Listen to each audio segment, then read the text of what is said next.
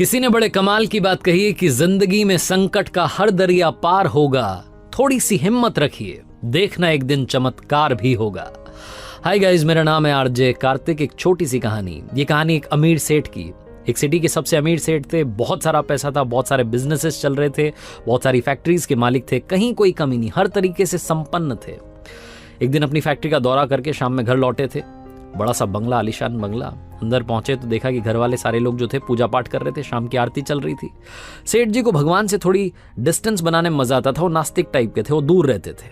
अपने कमरे में चुपचाप चले गए, जाकर के अपना हिसाब किताब करने लगे, एनालाइज करने लगे क्या सही हुआ क्या गलत हुआ। नौकर को बुला करके कहा कि एक कप कॉफी लेकर के आ जाओ।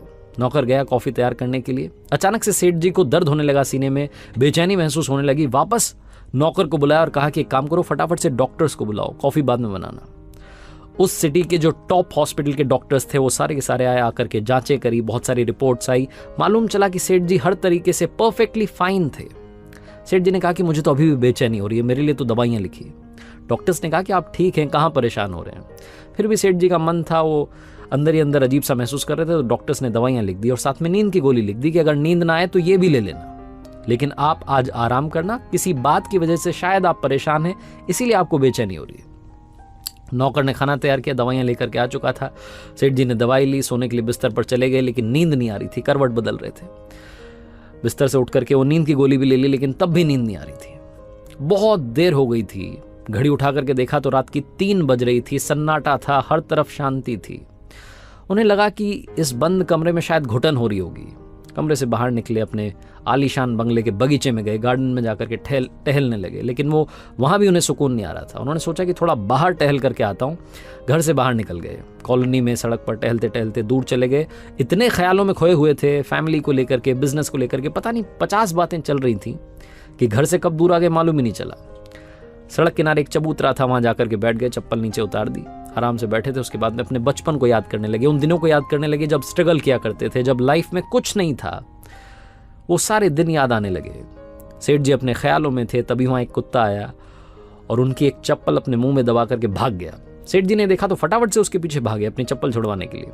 कुत्ता दौड़ता दौड़ता पास में झुग्गी झोपड़ियां थी, वहां जाकर के चला गया। उस कुत्ते के पीछे पीछे गए, आवाज लगाई, वो कुत्ता थोड़ा डरा, उसने अपने मुंह में से वो चप्पल नीचे गिराई और वो वहां से खिसक लिया।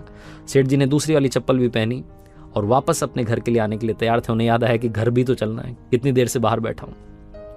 तभी उन्हें किसी के रोने की आवाज आने लगी। सेठ जी ने आसपास देखा तो एक झोपड़ी में से रोने की आवाज आ रही थी, एक महिला के रोने की आवाज आ रही थी।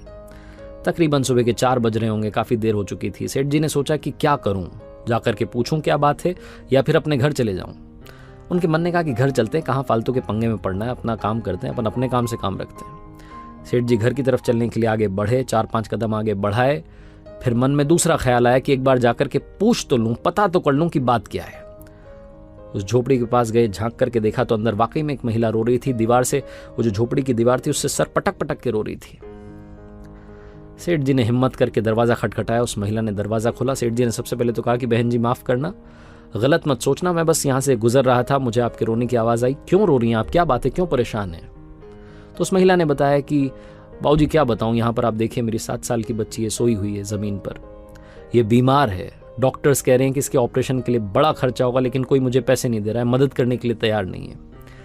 सेठ जी ने कहा तो इसमें रोने से क्या होगा, रोने से आपको थोड़ा ना पैसा मिल जाएगा, रोने से कोई थोड़ा ना आपकी मदद कर देगा। और ये सुबह सुबह क्या रो रही हैं आप, इससे कुछ नहीं होने वाला। आपको मदद मांगनी है तो जहां आप काम करती है, कहाँ आप काम करती हैं? तो उस महिला ने बताया कि मैं तो घर घर जाकर के झाड़ू पोछा करती हूँ। तो सेठ जी ने कहा कि उनसे मदद मांग लेती है, रोने से कुछ नहीं होने वाला।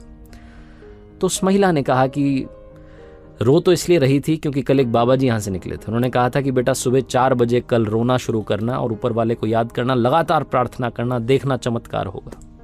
इसलिए मैं रो रही थी कि शायद वो बाबा जी की बात सच हो जाए, शायद ऊपर वाला मेरी सुन ले।